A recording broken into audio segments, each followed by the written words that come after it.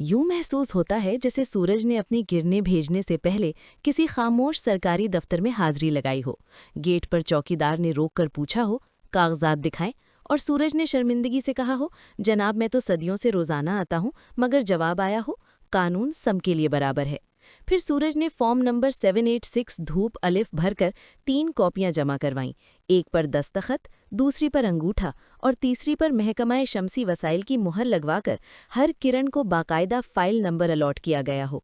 शुआ number 101 सिर्फ रिहायशी इस्तेमाल के लिए, तिजारती धूप अलहदा लाइसेंस के तहत दस्तयाब है।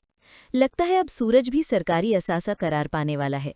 महकमाए शमसी वसाइल के ज़ेरे इंतज़ाम।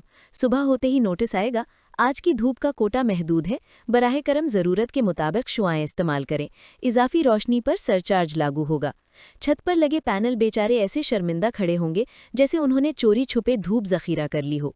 और शाम को मीटर रीडर दरवाज़ा खटखटाएगा, जनाब आज आपने मुकर्ररा हद से ज़्यादा सूरज जज्ब किया है, इजाफी किरणों की फ़ीस जमा करा दें, रसीद साथ लाया हूँ, कैश या ऑनलाइन।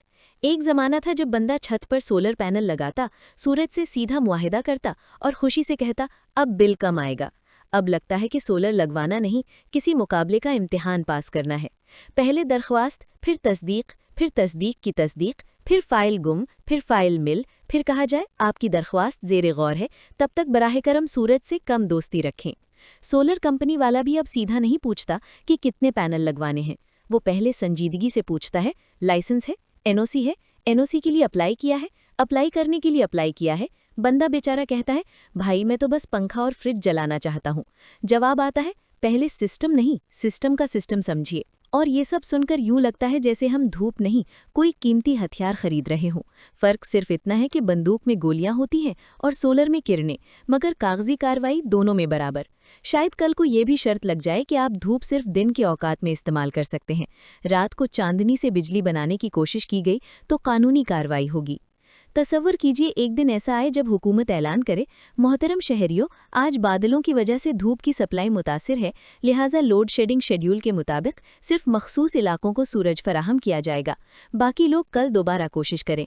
और अगर किसी ने बादलों को बुलाकर धूप कम करवाने की कोशिश की तो फ़ौरन नोटिस, ये एक गैर कानूनी सरगर्मी है, क्योंकि इससे हुकूमती आमदनी मुतासिर होती है। फिर एक और अजीब मंजर सामने आएगा, सरकारी टीमें छतों पर चढ़कर पैनल्स की तलाशी ले रही होंगी। यहाँ इजाफी धूप जमा की गई है, जब्त कर लो, और पैनल्स पर कंबल डाल दिया जाएगा ताकि वो गैर कानूनी रोशनी जज्ब न कर सकें। अब बात यहाँ तक आ पहुँची है कि अगर ये सिलसिला जारी रहा तो कल को हवा भी अपनी आज़ादी खो बैठेगी। हर सांस के साथ एक खामोश बिल मुंसलिक होगा, बराह करम ताज़ा हवा इस्तेमाल करने की फ़ीस अदा करें, ज़्यादा सांस लेने पर इजाफी टैक्स लागू होगा। पार्क में चहलकदमी करने वाले लोग गहरी सांस लेने से पहले इधर उधर देखेंगे कि कहीं कोई इंस्पेक्टर तो नहीं खड़ा। बच्चे पतंग उड़ाते हुए डरेंगे कि ज़्यादा हवा इस्तेमाल ना हो जाए, कहीं पतंग के साथ जुर्माना भी ना आ जाए।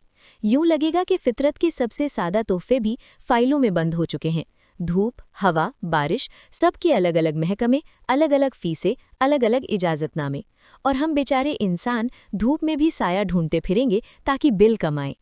असल मज़ाह तो तब बनता है जब एक तरफ कहा जाए सोलर लगाएं, मुल्क को खुद कफील बनाएं, और दूसरी तरफ ऐसा निज़ाम बना दिया जाए कि बंदा सोचे, भाई मैं बिल ही दे देता हूँ, ये फाइलों का जंगल कौन काटेगा। शायद मुस्तकबिल में बच्चे स्कूल में ये सवाल पूछे, सर सूरज कैसे निकलता है? उस्ताद जवाब दें, बेटा पहले सूरज दरख्वास्त देता है, फिर अफसर साहब अप्रूव करते हैं, तब जाकर तुलू होता है। और अगर कभी सूरज ने हड़ताल कर दी तो खबर यूं होगी, सूरज ने लाइसेंस की तजदीद न होने पर आज तुलू होने से इनकार कर दिया, शहरियों से सब्र की अपील।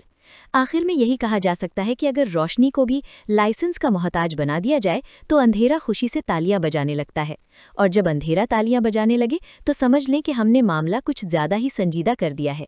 लिहाजा बेहतर यही है कि धूप को धूप रहने दिया जाए, न इस पर मुहर लगाई जाए, न इसे फाइलों में कैद किया जाए, वरना वो दिन दूर नहीं जब सूरज भी ऐलान करे, जब तक मेरा लाइसेंस रिन्यू नहीं होता मैं तुलू नहीं होऊंगा।